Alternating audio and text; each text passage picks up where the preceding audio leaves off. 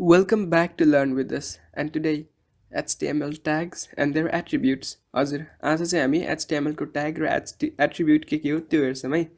अनि यहाँ हामीसित छ हामीले प्रिभियस भिडियोमा गरेको प्रोग्राम र आज चाहिँ म यसको बारेमा यसलाई डिस्क्राइब गर्छु है के हो भनेर। ल फर्स्टमा चाहिँ HTML को सबै कुरा चाहिँ tag मा हुन्छ के कुनै tag भित्र हुन्छ HTML को सबै कन्टेन्ट है। यहाँ पनि सबै कुरा छ। यो अब tag भनेको के हो भन्दाखेरि फर्स्टमा ट्याग चाहिँ यस्तो यो लेस देन ग्रेटर देन वाला ब्राकेट भित्र लेखिन्छ है। अनि त्यसपछि ट्यागको एट्रिब्युटहरु हुन्छ। जस्तै कि यहाँ एउटा ट्याग छ HTML अनि ल्याङ, त्यसको साइडमा यो HTML भन्ने ट्याग हो, त्यसको साइडको यो कुरा चाहिँ त्यसको एट्रिब्युट हो।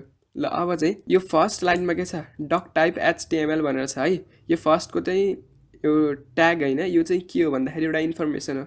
यो डक टाइप HTML लेखेर चाहिँ के थाहा हुन्छ भन्दाखेरि यो तलको सबै कुरा HTML5 मा चाहिँ छ भन्छ है। क्रोमलाई अथवा कुनै ब्राउजरलाई यो डक टाइप HTML ले यो चाहिँ के भन्दाखेरि HTML5 भन्ने एउटा भर्जन हो त्यसको बारेमा इन्फर्मेसन दिन्छ है। HTML4 पनि हुन्छ र त्यो कुरा छोडम, यति मात्रै बुझौं कि यो लेख्यो भने HTML5 हुन्छ भन्ने है एउटा भर्जन हो।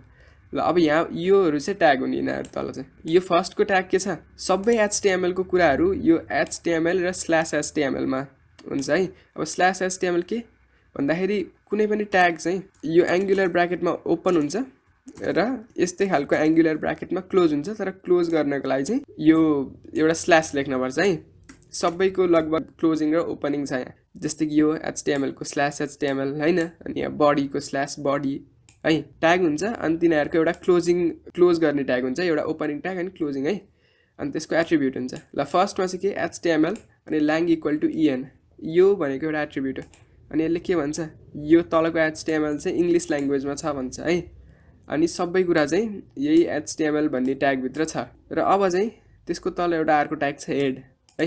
अनि यहाँ भित्र धेरै कुराहरु छन्, यो अहिले चाहिने कुरा हैन। अनि यो दुईटा कुरा त झन् चाहिँदैन है। एउटा अर्को ट्याग छ टाइटल, अनि त्यहाँ भित्र डकुमेन्ट भनेर लेखेछ। अब यसको काम के हो भन्दाखेरि पहिला सुरु म लाइभ सर्भर खोल्छु।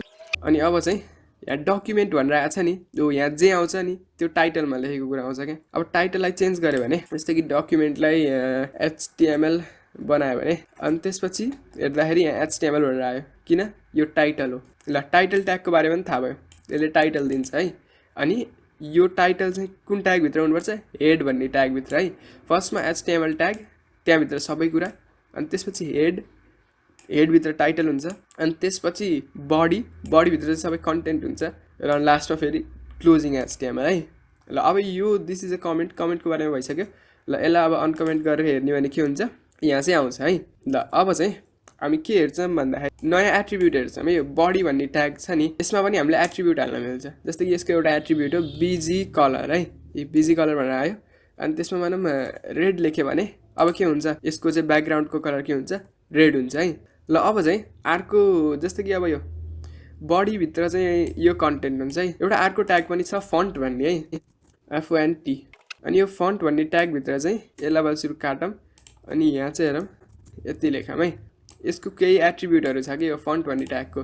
जस्तै कि यसको एउटा एट्रिब्युट छ कलर। अनि यो कलरलाई चाहिँ मानौँ व्हाइट बनायो भने के हुन्छ यो चाहिँ व्हाइटमा आउँछ। दिस इज फन्ट भन्ने कुरा चाहिँ व्हाइटमा आयो।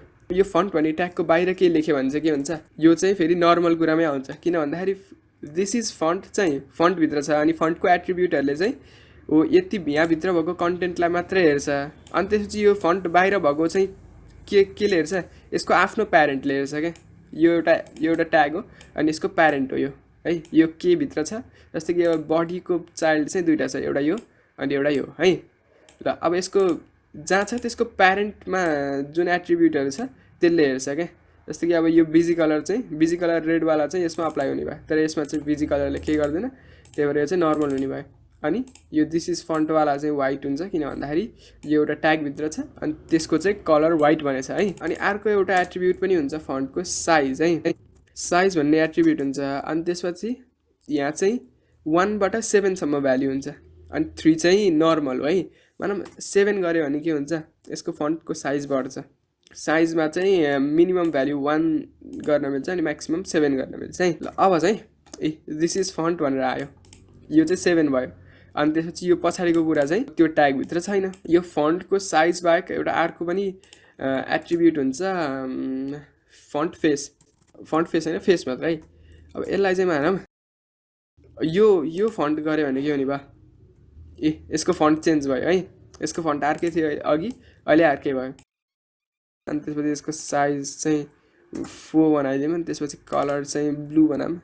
अब यो के हुने भयो, यो अर्को दिस इज ब्लू लेखौँ है, दिस इज फन्ट भनेर आयो। अनि यसको साइज यो सेकेन्डवालाको कलर ब्लू छ, अनि त्यसपछि यसको साइज पनि सानो छ अरूसित कम्पेयर गर्दा है। अनि दिस इज फन्ट भनेर आयो। तर एउटा प्रब्लम के छ थाहा छ, यहाँ हामीले तल लेखेछौँ तर आउटपुटमा के छ, यो साइडमा छ। अब यसलाई तल कसरी ल्याउने भन्दाखेरि यसको लागि एउटा ट्याग हुन्छ, ब्रेक रो भन्ने ट्याग हुन्छ, अनि एउटा प्याराग्राफ ट्याग हुन्छ। त्यो कुराहरू चाहिँ म नेक्स्ट भिडियोमा गर्छु। यो भिडियोमा यति नै हो, र यति नै भनेर चाहिँ म बाई भन्छु है त।